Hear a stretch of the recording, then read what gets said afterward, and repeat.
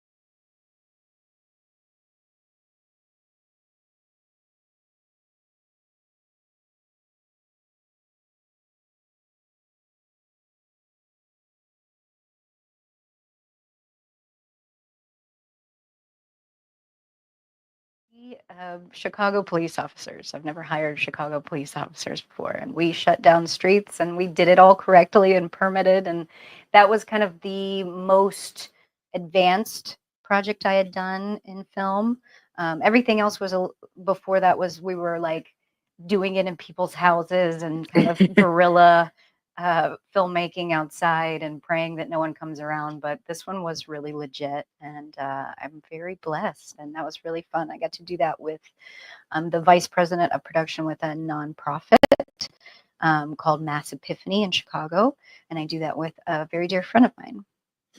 So that must have been an awesome experience. Yeah. But now I want to, you got to talk to me like I'm a 2-year-old. So Okay. tell me what actually producing is. Because when you see producer, executive producer, all these different types, what exactly is that? Well, I mean, it depends in the sense of like some of the things you see on television. Like if you see 5 executive producers, a lot of the time it's like they're lending their name or their power to get something made or to get money. But for like just kind of the layman understanding what producing is you take it from the script to the screen. So everything that needs to get done that's on that paper, you're a part of.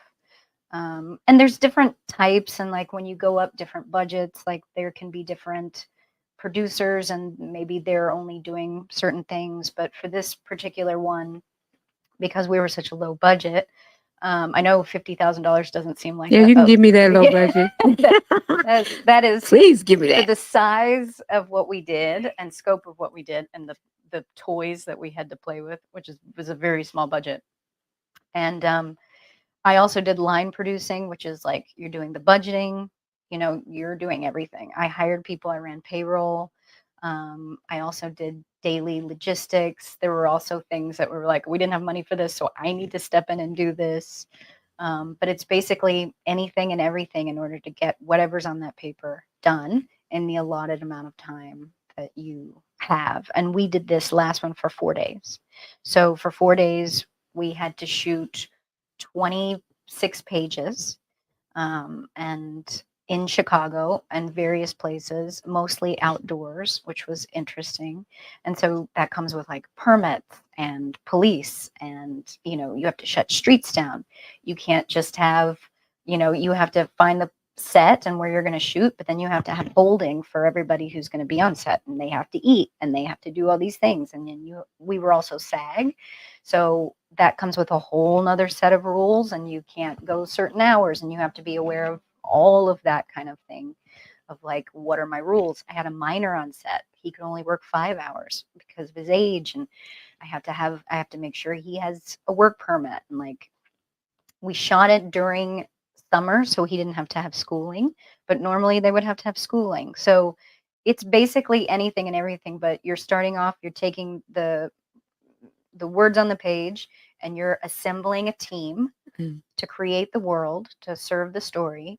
Then you're assembling a cast for that. And then you're making sure you have all the logistics that go into that, all the equipment. So, like, I had 2 giant trucks full of equipment. I had $1 million worth of camera equipment.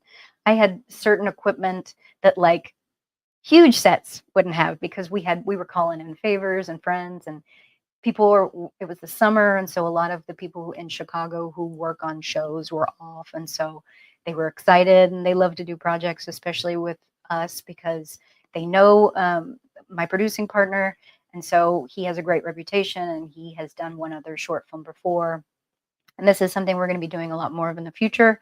But like, we just have to assemble that, and we started off with like maybe a crew of 14, and that blew up to a crew of 42.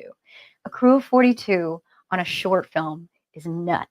Nuts. Like, normally, any other project that I had done before that, you would see maybe 14. That would be pretty big.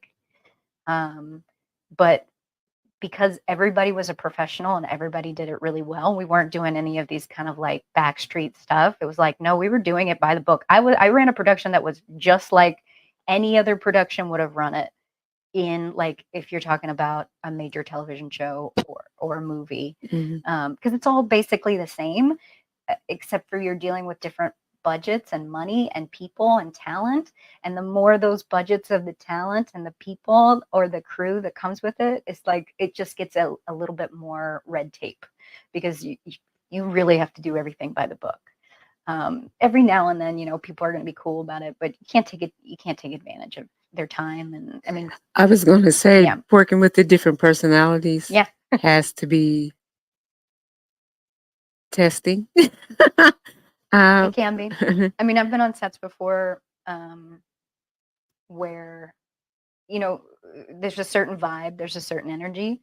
And so, on a set, the actors are numbered and they're call sheet numbers. So if you're number one on the call sheet, you're a movie star. You're the top banana. This is your show or your movie. And if number one is grumpy or hard to work with or whatever, or comes in there and is a diva or an attitude or whatever, um, it sets the tone. It sets the tone mhm. for the crew. It sets the tone for the day, because everybody's feeding off of everybody's energy. And so the best environments are the ones where people are there, they're excited, they like what they do, they like what we're creating, and they don't bring too much ego to it. And they're just ready to collaborate and move and problem solve. But you will get on some sets that have been, I've done a lot of TV, and you'll get on some sets that have been going for a really long time, and so people are just comfortable. They're in their jobs. They don't care. Like, it's, every day to them. And you come on and you're like, oh, and they're like, I don't care. And they're like putting your mic on there. Don't mess up my day. I'm like, copy. But yeah, I mean, that's just kind of part of it, is navigating people's personalities and energies. And, I think that for the most part, a lot of energies kind of attract like energies.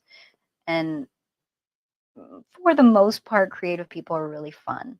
They like what they do. They're beautiful visionaries. I worked a lot in comedy, and so those are wonderful personalities because they're open and they're engaging and they're interesting and they're mischievous, and there's just a lot of energy to play with. But yeah, those days get long. I mean, you're working 14-hour days every day, and that's like some crews working longer than that.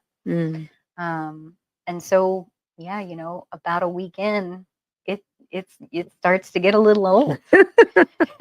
I mean, I saw our miner on set. On the first day, he's like, bing, bing, bing. On the second day, he's like, I'm tired. And I was just like, oh, hang on, please. But yeah, so. So when you say short films, what's the difference between that and, I guess, doing a Length and budget. movie? Okay. So a major motion picture would be 2 hours, hour 45 generally. Nowadays, there's longer movies. Yeah. That didn't used to happen. It started kind of with The Godfather.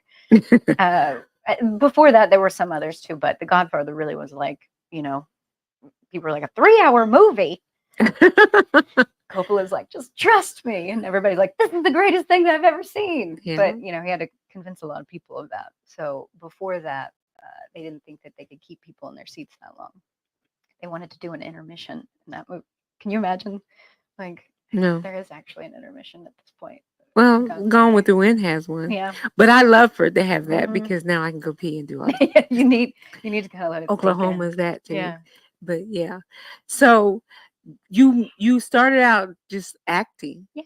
So now the shift She between says the two. just acting. Just acting. Just acting. Well, okay. I'm not trying to play it down. I'm not messing with you. But okay, so you started out acting. That's right. That's right. Okay. So the difference in the two. Yeah. What made you decide to just switch up? Or you still doing both? Didn't. It was just I'm good at these things. So people were like, hey. And I think naturally I like to collaborate. I like to problem solve. I like to work with other people. I like to create. I love storytelling. I'm very passionate about that. So I think one hand feeds the other. And I think I've always been an artist who was curious and wanted to kind of learn different things and do different, anything to keep growing and expanding. My knowledge and my skill set is something that is always interesting to me. And so I don't like to label myself and put myself into any sort of category and say that's where I am, because I did that for a really long time, and I clung to that identity of being an actor, and it made me really unhappy, and that was because I was just limiting my creativity, because I was like, it has to come in this form because I've decided, and I've studied and I've done all these things, and it's like, why? Art should be fluid. Our expansion and our creativity should always be fluid, and we should always lead with our curiosity. I didn't think that I wanted to be a producer, and we can say I'm a producer. I have produced things. I wouldn't necessarily like go up to Jerry Bruckheimer down the street and be like, I'm a producer. I might. Hey, Jerry, give me a call. I might, but like, because it's all the same. It really is. You're just dealing with different numbers and different moving parts on a board. It's just a bigger chess board to play with, but it's all the same in the sense that the bones and the structure of what you're doing are the same, which is you're there to serve the story. You're there to make that happen any way you can. And you're there to move any mountains that come up, or learn how to fashion rope and climb up the mountain. Like you're constantly doing that. And I dated a producer for a really long time. I love to be around people like that. And so I learned a lot in that respect. And I've always just kind of been somebody who likes to put it all together and watch it. I find that my energy is really excited by that, because there's a lot of pressure on being an actor. And when I started wanting to be an actor at like 4, it was because I wanted to play. And that's kind of the essence of it, right? Playing and discovering and being curious. And I was always kind of a performative child of like, I sang and danced, and I still do all that. And so it felt natural for me. But then I got into the industry and I was like, this is different. And not different and good and not different and bad, but it was just not as freeing as you kind of hoped as a child. And that was because of like what I was doing. If you're a bigger star, if you get a lot more creative freedom, Mm-hmm. you get a lot more respect. And so, but you can go into any situation and be that energy. But for me, it was definitely something that I felt towards the last few years, which was like very soul sucking and very like, oof, I don't know if I love this. Because all the things that I loved about it, you don't get to do as an actor. Uh, where I was acting, it's like very much like go in, hit your mark, say the line, go home. Don't you're not number one on the call sheet. We're not going to do some big collaborative thing here. It's like, I've done really big TV shows that have large action sequences, and so they're very choreographed. And so it's just like, please just go in there, do the thing. Don't look like you're making, look like you're alive and, present, and that you're telling the truth. And then that's it. And get your paycheck and go home. And that's fine. And it's beautiful. I love it. I love when that happens. I also don't necessarily find it super creatively fulfilling, or challenging per se. I mean, it's always challenging because you're going into a new environment and there's different things, but I don't necessarily get certain scripts and go, oh, yeah, this is, I dreamt of doing this. It's like, okay, yeah, this is a job.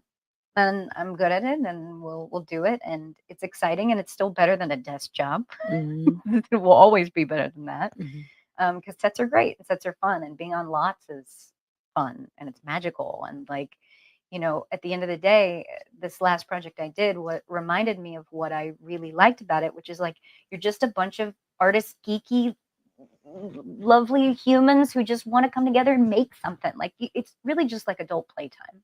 Like I look at being a producer as like I'm the teacher, and like this is like a kindergarten class, and I have to make sure everybody has all their toys and everybody's okay, and everybody's going to come together, and we're all going to do this thing. And because so much of it is managing, yeah, just like, do you have the equipment, especially on smaller budgets, because some of these people that I was bringing in are used to getting whatever they want, and if you're Mm-hmm. like, well, you can only have a 17-foot grip truck. And they're like, well, I'm used to having 12 grip truck. Like they have things to play with. And I want to make sure they have them, but also have to work within the constraints of that budget. So you're also like pulling in a lot of favors and stuff. We pulled a lot of favors. Man, that sounds like a lot. It is a lot. I I had to think I learn just payroll this run. stressed. It was wild. I was like, hey, so payroll was a whole nother thing, but I did it. I learned it, never done it. That so to literally say you wear lots of hats, Mm-hmm. you really do You wear wear lots of hats. everything but being on camera, and sometimes on a low budget you get pulled in to be like a background, but we had background, so I didn't have to do that. But you're doing everything you can. I'll give you a really great example. One day we were out on the street and we had shut everything down, and I had a police officer on the corner, and we only have 5 hours to shoot with this talent who's a minor, and we have 4 days. We're used to going 12 hours a day. We're coming on like we got 45 minutes left with this kid, and we got to get a whole nother scene shot. And so I'm starting to panic. Like internally I'm starting to sweat because I'm like looking at the clock, because I can't go over like that. He, like, by law, Like I have to be the bad guy that steps in and goes, no. Even if they were like, oh, it's cool. No, it's not. Like in some smaller budgets, if I wasn't being SAG sanctioned, you could maybe get away with that, but I was SAG. And so, and I took the health and safety of the child into it's my highest priority. And so like I had never really worked with children on a set before, and I'd definitely never been a producer with them. So it was a learning curve. Like I started to watch them and was like, we should give them a snack every time somebody says cut, because that kept him busy and like certain things like that. And I just, I don't have children, so I didn't really know. Like, okay, we get about 45 minutes with this kid, really. You do Right. like Their attention spans. Yeah, you short, get very like, short. and they'll pew for the rest of the day. Yeah. And so we started to kind of have to build around it of like, you get 45 minutes with him in the morning, and then he's going to get squirrely. But this day, so we were about to turn the camera around, do a whole nother scene. And I was sweating bullets. And all of a sudden, right as we were saying go, because we couldn't shut down the streets like we wanted to because we didn't have the budget. We shut down the street, but we couldn't like control the noise, right? So normally other sets would like shut down multiple streets.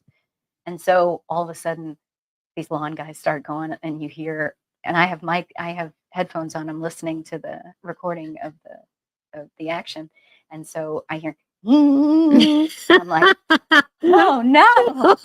And I look at the mic guy. I'm like I look at sound. I'm like, you getting that? He's like, yeah, I'm getting that. And I just take off running, and I have to run to the guy, and I'm like, excuse me, can you stop? We are filming a movie, and I have to explain to this guy. And I'm like, I have cash in my pocket, like just ready to be like, please, no, stop. And they're like, no. I'm like, please, I'll pay you. Please just stop. And they're like, no, we'll stop. So they stop, and I run back to the scene. I'm like, go. So they're like, roll it. And so we go again. And right as they say it, I hear ding, ding, ding, ding, ding. And there's like a kid coming down the road with like an ice cream truck, like a push cart. And I'm like, no. And I like take off running. And I'm like, Nobel. And the kid spoke no English. And I was like, Nobel, no. And I like get out money, and he's like, gets out ice cream. And I'm like, no, I don't want any ice cream. I want Nobel. He's like, he gets it. And then he leaves. But it was like, and then we go, and we had about 30 more minutes. But these are the kind of things that people don't understand, that this is part of a producer's job. Now, again, some of these bigger producers, they're not doing that. But like on a set where you're kind of doing multiple things, because I was also line. So I was in charge of, I was UPM. So I was in charge of what's going on. Like if there's a problem, they come to me and I have to solve it. But that's generally what a producer is doing constantly. So it's just a bunch of organizing, putting things together, and then making sure everything kind of goes that way to get what's on the page. It sounds exciting and fun, but a whole lot of stress. I don't know. It can be, yeah, because you're also like getting no sleep. So I would, work 16 plus hours a day, because I'd have to go home and I'd have to process paperwork and do payroll, because I was also doing all the paperwork. And then, crew guys and gals are notorious for not wanting to fill out their paperwork. So I have to like chase after 42 people because they don't want to give me their paperwork. And I'm like, I want to pay you money, but I can't if you don't give me your paperwork. Because if they don't get their paperwork into me on time, I'm not like normally in a bigger budget production, that's a whole nother category. Mhm. Like, so I was literally wearing what would normally be a team of, 10 plus producers who would just do that. Like I was running payroll, and you would have a whole payroll division, and I would have assistants, and I would have PAs, and I did have PAs on set, but I didn't have PAs in production office. So I was doing all the production office stuff, just me. So I would get home from set, and I was driving our actress, our number one, back and forth to set every day. So I was also like doing that, and then I would get home and I would sit on the computer for a while. And that's the stuff I don't love. I don't love that stuff, but I love being on set, and I love problem solving, and I love being around people and making sure they're like got everything they need. But the paperwork stuff, I can't wait to give it to somebody Now I else. I'm understand like, you. please. Because I told Danny, I said one day, because I go in, I do my overtime early. So I get up and I'm out the door by 1:15. And I was like, I told Danny, I said, "Oh my God, Lauren like scared me." Oh, yeah, Mom looking at night. Yeah, because I Yep. said I seen this white shadow because you had your robe on and your hood up and your little Wait a white. minute. I was like, One hood and knew it was not in that it's Kentucky. her. I It swear was her not. robe. It was her robe. Danny's laughing back there. Please, there No, knew look. Okay, wait a minute. So let me clarify that. So it did kind of sound bad. Not that She's like, kind of hood. she's like, she's in her right No. hood. I'm Yeah, like, and her car. No, I'm just good. no, ma'am. Anyways, no, she was. She had a robe on, but she was warmly dressed. Huh? It's fluffy. So yeah, she was in that, that robe. So she scared me, not in the sense that I felt threatened. She's let me just stop. Okay. So, but anyways, That's a whole I nother wasn't podcast. expecting to see anybody. Is the whole point of it. And so, because I'm thinking I'm the only one up at 1 o'clock in the Yeah. morning, and I seen her shadow go by, and her and the little dog walk by. Yeah. I'm like, why is she up at this time of morning? I'm going Yeah. to work. There's no Yeah. reason. Now I understand why you're up. So, because you don't probably settle down, because I think it was right after you had like gotten back Yeah. from being gone. Yeah. So Well, it on the takes night you. out, I tend to like, because it's quiet. The energy's quiet at night, and I like to be up at night. Because So, you know my uh, mom, like she's like a little girl, bumblebee, so that's she don't another stop. story. So like, so I have to go. We have a whole storyline about you and your mother, just so you know. I bet. They're a whole I movie bet. for Danny and I. Because like I said, she's a little butterfly, we watch her with nature and bonding. Yeah. And then her mother is another She's a different energy. we love her mother. Yeah. I told your mother we call her garage the magical garage because we never know what she's gonna You pull never out. know what's gonna happen. And you'll be like, how is that in there? I don't but My anyways, like favorite is the leaf blower. oh yeah, 'Cause she's like, definitely that. like, She you needs always to hear give that up. Yeah. all day, She sets our cameras off on it. all day. So I'm like, I don't know. 3 leaves will fall down, and I'm like, oh, I'm like looking at them. Is your mom has OCD? She has to. Yeah, she's always been very meticulous like that for Oh sure. God, she Yeah. could not. Yeah. She needs to never come in my house and look at it real well. Because as you see, She won't judge it. She will clean it. maybe I should let her come over. She's kind of like Sheldon, huh, Danny? Their friend wanted what's the name of the show? Big Bang Oh Theory. yeah. So Sheldon, they wanted his one friend's closet was a mess. So they said maybe we should have Sheldon over because they knew 'Cause Sheldon you couldn't come take. in there and do it. Yeah, so Yeah. maybe I should have your mom. My friends over. do that because I have some of my mom, and I think that's part of the coordinating. It's like You're good because I'm good at that. I'm also a Virgo, so I love organizing and well, next time that you coordinating. watch Cookie, feel free Okay. to wonder and fix you. everything because I love him because he has the patience of I don't know who, and he allows me to get away with stuff. But anyways, y'all don't want to hear about my house. All right, so yes, I clear that up. She does not walk around a pointy hood at night. I feel like this is when like sound bites hit the internet. And you're like, it has nothing. I did not mean that. Yeah. I was just shocked to see her out early. Was Yeah. my point. So, but now I understand why. So, and this I want to be nosy, but I'm not sure because I do always ask, what can I ask and what. So I am going to be nosy. So, can you name drop or no? Sure. Okay. So, who have you worked with that we might know? I think the better question would be name somebody, and I'll tell Oh, you. that's I told you I'm bad at this. Because here's the I thing. can tell you what they did. Who that I've worked with? Yeah.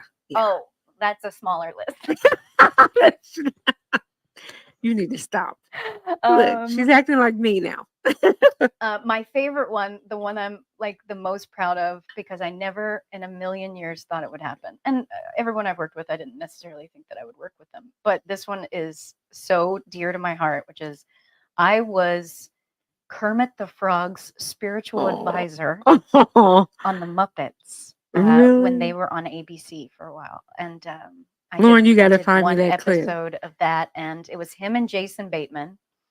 And they went to are you familiar with like Esalen, or like it's basically this kind of very bougie hippie spiritual retreat center, healing center Lauren, in you okay. do see what kind of Okay. okay. So the Essence, it's up in Big Sur, and it's very it's got a certain vibe. And so basically what we were doing was ripping that off. Like Kermit gets too stressed out from being a producer on his show. He produces Miss Piggy Up at Night on, this was the ABC Muppets that was on, I don't remember how many years ago. Um, and so he gets stressed out and he's like, I'm done.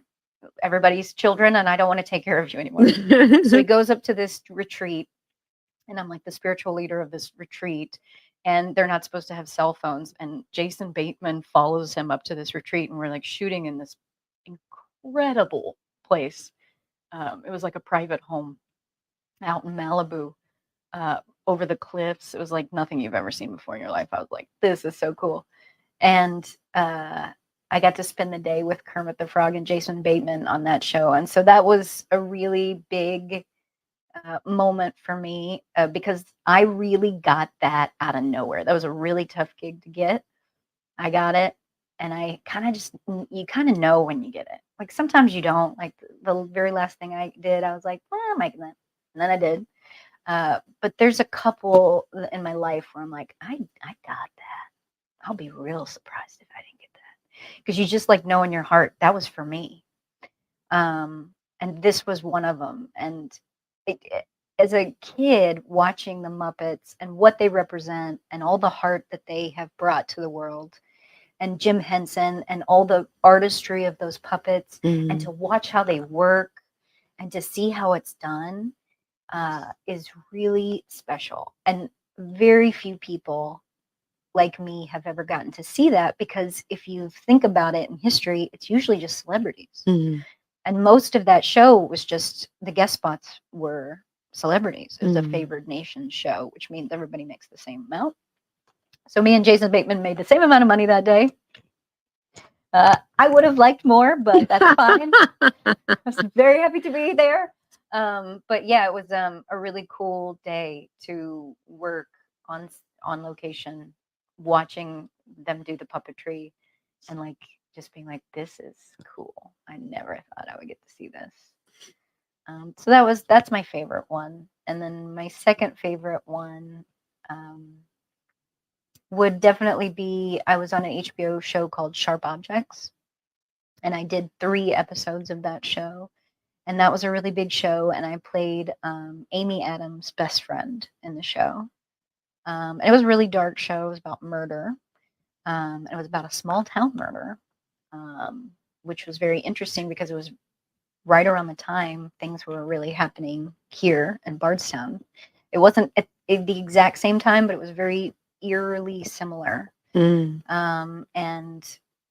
I got to work with an insane team on that, and one of the best directors I've ever worked with, who has passed away a few years ago, named Jean-Marc Vallée. He did a show called Big Little Lies. He was a film director and editor mostly. He did, oh gosh, now I'm blanking on what he did film wise. He did Matthew McConaughey was in a cowboy movie where he was like addicted to something. Now he did that movie. It's real gritty. I think he won an Academy Award for it. And then he did Into the Wild with Reese Witherspoon, and he did another one with Jake Gyllenhaal. I say Gyllenhaal. That's not how you say his name. Gyllenhaal. And he was just an incredible director.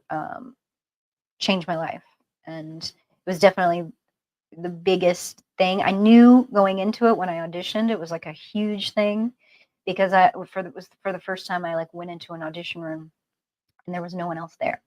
Normally you go into an audition room in Los Angeles and there's 30 women and they all look like you, or you're the one person that looks different because you're the wild card. And you sit there and you can hear them reading, and then you go in and you do your thing. But this one was like, I was like, oh, this feels different. And look, there were many people that auditioned for it, but it was such an exclusive room that they weren't bringing them in at the same time. You know what I mean? Like they were Mhm. respecting the actors in a different Space way. them out. Mhm. It was just it's a level of respect. And that particular casting director was a huge casting director. He used to run the motion picture, the Academy Awards. He ran that for a while.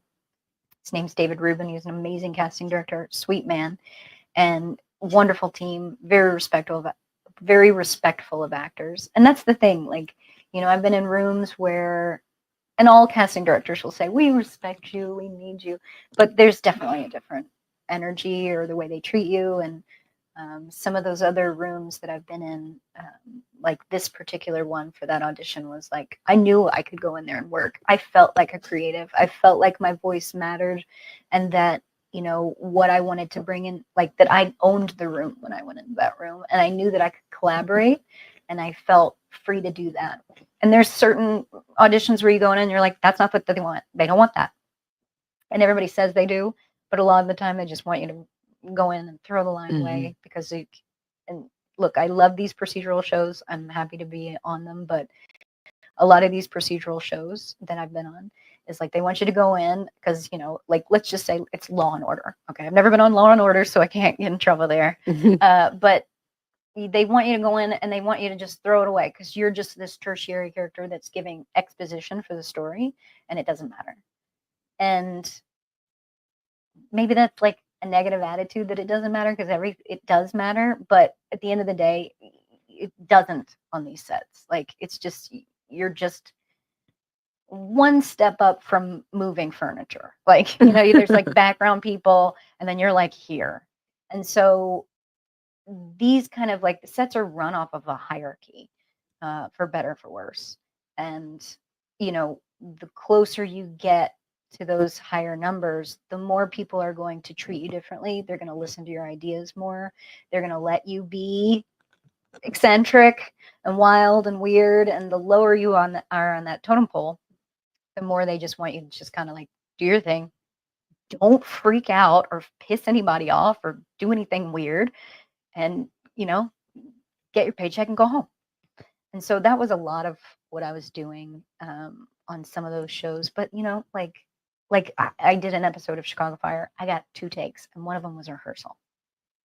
So I waited, and look, I'm grateful. It was a great scene. It was so fun. I got to like make out with my friend on camera. It was really great. But like Who's your friend? his name is Yuri. He played Otis. I No, I okay. I made out with Yuri on camera, and it was really fun. But it was like We I love him. I waited. I think I sat there for about 9 hours that day, and when everybody who was like a bigger series regular, they do all their stuff, and I Mhm. get it. This is their show, so they should be doing it. I'm not complaining. I'm just saying, like, to understand the level that I was coming in, as an artist, it is very confining because it's like, okay, I sat around and they're like, okay, so you go. And you're like, you got to do this thing. You get in, you go in, you have 100 people and they're just like, don't mess this up for me. I am ready. It's martini. I'm ready to go. Martini is the last shot. And so, I go up, you run a rehearsal for camera so they know where everything is. And then I do it once and they're like, okay, great. And then I do it again and they're like, okay, great, moving on. And like it doesn't matter if you feel like, no, I could have did this better. No, No, no, you know. because you have to trust them, and that's a really difficult. That's a different part about being a theater actor versus a film actor. Mhm. Is you have to go in, do your thing, and leave because the real magic is being in the editing. Mm. You have to trust everybody. I mean, everybody's at the top of their game, and so they're making you look good. I mean, it's everybody's job to make you look good. Everybody's job to give you everything you need, and then you have to go in there, do it, and then trust that's enough, and then get out. And Mhm. so, yeah, like if I were a series regular, you maybe could get away with it, but even they don't because time and budget. Mhm. So when you're on these big television shows, you're maybe getting 3 takes. I think that's maybe on some occasions it depends. Like if it's big or if it's like a coordinated stunt or something, you're getting more. And on bigger movie sets, yeah, you're getting a lot because if the director's like, do it until I think it's right, you might do it 40 times. Mm-hmm. And that's a whole nother thing, but you're just like 40 times, yeah, or more. I mean, there's some of my friends and people I've worked with or stories that I've heard of actors doing it hundreds of times. So like, Ooh I wee. mean, your day, you could get the sheet for what you're going to get to do that day. And you come in, you're like, okay, I have to do this scene and this scene. And this scene is just you crossing a room. You're going to cross that room like 40 times. And you're just going to go back to that one mark and then you're going to do it again. And then you're going to go, great. Okay. And, hopefully you get it in one take, and maybe one take is like that's like an actor's like best thing if you can get it in one take. If you got it in one take, then that's a sign of like you did well. But there's always like a part in you that's like, especially when you're coming on set and it's not your normal job and like you're like a day player or a guest star, need a little time to kind of sink into the environment and get used to it and get comfortable. But that's the job. And so you just kind of gonna go in there and be like, well, and I don't love some of those things, those scenes I've done. I'm like, ooh, I watch them now and I'm like, could have done that better. But it's done. Oh, we have a Okay. question. Okay. I don't have my We don't glasses I on. don't know. So, what's the question? Okay. Do you get the chance to help younger people that want to get into the industry? Yeah. I mean, how do you mean? Like, I think I do by speaking about it. It So, I know you said you work with SAG. So, do you get, like, if you have, say, for instance, somebody that's maybe went to school, mhm, um, that maybe's not done with school but wants the experience mhm. to come in and maybe sit and watch you do it? Is that something that Oh, you you mean leave like open? on set? Yeah. No, no, no. If I were number one, like if I were Tom Cruise, okay, let's pull Tom Cat because he's the number one movie star in the world, right? Mhm. He could do anything. It's his set. He's also the producer on it, so it's his movie. He's making the judgment calls. Because that's also part of a producer's work is creative input, and casting, and so he could absolutely be like, yeah, you could come shadow me. But as somebody like me who's mostly a guest star or a day player, I don't have that power. I wish I could. If I were a series regular, yeah. Like I have friends who are series regulars, and they're more comfortable, and because they've been on the show for you know over 5 years, and so yeah, they can be like, yeah, you can come on and sit and watch. But for somebody like me, no. But I could like go and speak about it, and I could like help you navigate certain things. But as far as like bringing you on a set, no. Okay. I hope that was it. I just kind of guessed. But so what I don't know how much time we got left. Okay.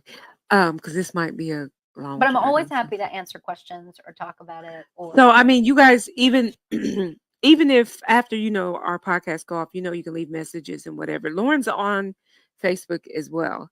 So I'm at and Lauran September because that's my professional which name. is what I put on here because you know. Anyways, but I'm gonna let her give you her information here in a minute. But I'm gonna ask her one more question, then I'm gonna let her do that. Um, so if you, as you look back over your career, if there's anything you could have changed, what do you think that if there was one big thing you could have changed about what you did, what do you? I don't think like Okay. that. I think everything gets you to this now moment. This now moment is all there is, and this is where you're supposed to be. Um, That's my perspective. I think everything is important to your growth and learning, and it's working exactly as it should.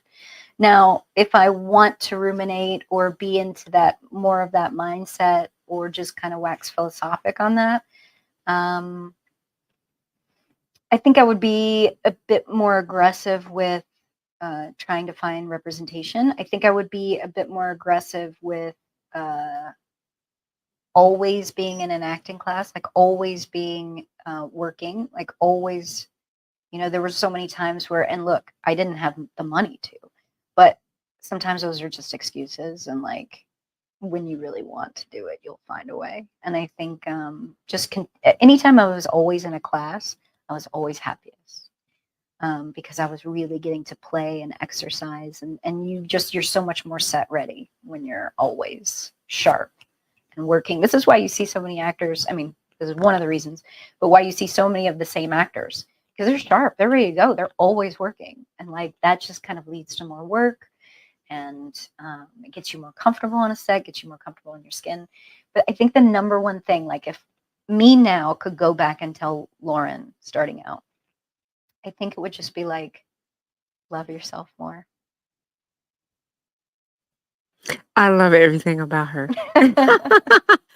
So I truly do. I mean I probably watch you because I'm a people watcher, just because of the light that you give off. So you draw, you naturally draw. Um, you're so beautiful, not just naturally, but you're Yeah, just yeah. you exude that, and it's not too many people that you can be around now. Like people look at me and they're like, they don't say nothing to me because they think I'm mean. And I tell them I think She is. it's yeah, now that I'm telling y'all about my neighbor with the hood. But anyway, I think it's because of life things. My face is just a defense thing, and Yeah, I don't realize I yeah, do it. yeah, And that's why I tell myself because I'm not usually here. yeah, I'm usually somewhere else. yeah. And then I don't realize my face is tore up behind it. But anyways, I think that's a lot of people, though. You but know. I mean, once you talk to me, you'll Yeah, see I'm not yeah. exactly what I look like. That's right. But so anyways, but I love your spirit. Like I said, we make a whole little story when we watch you and your mom outside. So I can only imagine how funny that is. We do. We I have a can't whole story. imagine that point of view. Because I like we call you. Oh look, our little butterflies Yeah. outside. Look, she's working out. She is. Or we'll say, oh Lord, here's oh a leaf must have fell because her mother is so. We love her mother. I We just told her get a at her kick out of funeral her. I was going to do a 21 blow gun salute. Don't do it. Blow guns, Don't do it. 21 of them. Don't do it. She Cause thought she loved it. She was like, "Pretty good." don't do it. But I just love you guys. That's why. But anyways, Lord, now she thinks we're the creepy neighbors. No. But anyway, so tell people if they wanted to reach out to you and just talk to you about some of your experiences or get some advice from you, or if anybody has, like I have some people on here that actually do movies and stuff, believe it or not, I have Cool. friends. Yeah. So if they wanted to reach out and maybe work with you or Sure. collaborate or see what all you're into, how would they go about getting? So my you can find me on Facebook at Lauran September, and that's LAURAN. And then I have a TikTok that's also Lauran September. I also have a link tree, which I think is Lauran Sep. I don't know. It might be Lauran September. I have to look at that one. But the link tree will also go to. I've written a book, not about any of this. It's about spiritual healing, inner healing. I just wrote a book about that. See, And I then, told y'all she's full of stuff. see, I told T when I came in here, she was like, I didn't know. And I said, that's like the number one thing people say to me all the time. Is they're like, what? You? I had no idea. See, her mom in the magical garage and Lauren in all her magic. That's what can I say? Magical garage. It's true. You can find anything in there. I'm serious, y'all. Her mom be pulling stuff out of this garage I never knew was in there. I'm like, she pulled a whole mansion out. Where did that come from? But anyways, so now see, look, so I'm gonna have a month where I'm doing authors, so I gotta have you back for Okay. that. Sure. So that's awesome. Thank you. So and I didn't tell you guys, so she's after my heart anyways, because she's a true vegan and I'm trying to get there, but somebody won't go with me. But so it's a slow roll. I'm about 4 years into that journey, and for the first year, I would say I was probably like 80 to 90%, and then I was like 10% pescatarian. I haven't had any chicken, beef, or anything other than fish uh, for 4 years, but I have had fish, and every now and then. It's very this last year, no, but up into those first 3 years, I would play around with it because I like to listen to my body more than anything than follow this kind of like label or identity. I like to I'm a health nut. I love holistic health. I have a whole business on it, and so like I'm very passionate about it, and like I'm very curious, so I'm always looking into different modalities and like trying to understand my body and what it and really listen to it and not let my mind come in and be like, this So is what maybe I you can want. help me with my body because I don't understand it. Menopause is kicking my butt. Yeah, that's And nobody, I have nobody around who could educate me to it because my yeah. mother Because ended up having a being vegan in hysterectomy. menopause is different. You have to follow a different thing. I don't know Um, what I'm following. right. Besides, I'm losing my mind. Yeah. Well, I can actually. There's a woman on.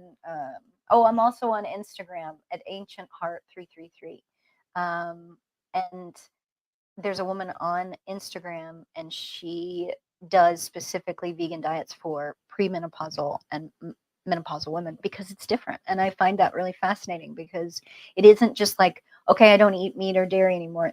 It's like, okay, these are also ethical understandings about and sustainability. There's a whole philosophy.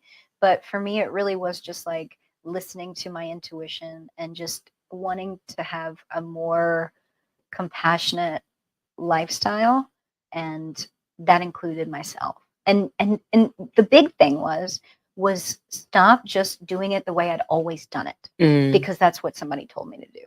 I mm. remember I was cooking a lot for my partner, and he was like very like meat and potatoes, 3 meals a day from Iowa kind of guy. And I remember cooking all the time and being like, why do we do it like this? Why, And this was kind of the start of moving into a different way and thinking about food in a different way. And that was really cool and really interesting to me. And then that just kind of kept pushing, and I just kept pushing myself farther and farther and farther See, into I've that got to talk space. to Lauren more often Yeah, because instead. let me say, you look, I'm such an if you just introvert. try to go and do this thing, Yeah. like you're gonna fail, which there is no such thing. But I think that it's, you start subbing things out, or you start going, do I really need to have meat 7 days a week? So what we started to do was we did meatless Mondays, because he came back from the doctor and his doctor was like, you have high cholesterol. So that kind of gave me an in, which I was already moving that way anyway. And so it kind of gave me an in to like do more meals with that. It also made me more creative in the kitchen, because I was like, well, what do I eat? Cook. Like all I knew was this thing. And so it had to expand what I was used to doing, and it pushed me out of a comfort zone. And these are all just beautiful things developmentally anyway, spiritually, everything, right? To just keep growing and keep questioning and keep expanding past what you think you know. And to challenge the way things have been fed to you, if this is how you do it. You're like, I get to be a whole person here. I get to represent God here, and I get to choose however I want to live. And for me, it was like I want to be as compassionate and I want to be as loving to myself as I can, and I want to be as in alignment with nature and myself. And so that's where veganism really was for me and is for me. But it really was a slow roll, and it was kind of like, okay, we're just going to do 1 to 2 nights a week. And then when I got comfortable with that and I started to feel good and my partner started to feel good, he was like, man, I feel great. I'm like, right? And then it became more and more. And now I can feel when I don't eat healthy, or I can feel like if I'm Mm. eating more processed, like I try not to do processed food or like different things, because I think food is medicine. And so, And it is. It yeah, really is. That's what I tell everybody. If we actually think about it, all our healing has always been supplied. God took care of that. yeah, We just added preservatives and all this artificial stuff, which is actually now aging us quicker, I think, yeah. killing our Oh, it's bodies doing a all lot. kinds of things. So that's why, for me, I want to live longer. Yeah, So I want to do that. And like I told him, I want to look, I want to age gracefully, and you are, I want, by the way. thank you. Come on. It's a struggle, but thank you. But but I want to have all the energy, and I can feel me getting older now, and I don't Yeah, like that. I yeah, don't want to feel it. yeah. So yeah, we'll have to talk. So I know we're running out of time, Danny. I keep waiting to hear you. So I'm guys, like waiting for the red light to flash. Like, get off the stage. okay, We so let I you know breathe in. yeah, he's gonna let us go a little bit. But guys, I hope you enjoyed everything that Lauren had to say today. I hope that for those of you that have the desire to want to get into producing or even acting, or even I'm gonna bring her back because like I said, I like the alternative lifestyle. I love watching her. She gives me energy because we've been trying to guess how old she is, and I finally found out. So, and I still don't believe it. I'm almost old enough to be her mother, but 22. What can I say? But I want to bring her back, especially to talk about you, because she's everything that I aspire to be What are you talking when I about? You're grow up. doing it. Well, You're God doing it. bless you, Give and yourself the credit. You're she doing it. she needs to eat some more herbal stuff. So, Yeah, and yeah. Danny's trying to get me to Look, sing. so yeah, and then like she said, she has all this creativeness that she hasn't told us about. I mean, her and her mother are very fascinating people. And like I said, I would have never found this if had I not had such a friendly husband, because I'm such an introvert. I really do just watch people. Yeah. So, but anyways, Lauren, I there is so much to you that I'm sure I still haven't. Thank you. But I just love her. So I absolutely, I think God has blessed us with you and your mother. I love having you as neighbors. So and it's been such a pleasure talking with you on Thank this you. evening. Same here. And guys, like I said, now that I know she's done a book, and I'm going to have a month of authors on it, I'm going to bring you back for that if you're available Yeah, I would love to. for that. So guys, this is Lauren September. Shall we Hi, go back? thank you. Thanks for having me. I really And appreciate it. I enjoyed it. And I hope that you guys follow her on all the outlets that she's told you about, all her platforms. So Instagram, Facebook, Linktree, all that good stuff. And actually, she has like an intermediate fasting thing that's going on. If you follow her page, Yeah, that Lauren can kind of help lead you into some of the stuff that she's talking about yeah, doing, as far as taking time to love you and love your body and just love life. I think that's how God wants us to live. Everything's based on the foundation of love, anyways, if you think about it. First two commandments all deal with love. So if we learn to, I think we would live longer if we learned to get that down. So guys, check her out, follow her. And like I told y'all, when she hits the big stage, I can say this. I knew her personally, and she was here, right here on the I've Got Favor. So I'm gonna let you go. Don't go nowhere, don't get them, go nowhere okay. though. But y'all know how I feel about y'all. I don't know what you got to do today, but you got to get up out of here, right? So in the favorite words of my favorite vegan, like I tell y'all all the time, honey, go on and have yourself a good day. But if you can't, don't go messing up nobody else's. So you guys be blessed, and we'll see you later on. Have a blessed and prosperous week. Talk to y'all later. Bye bye.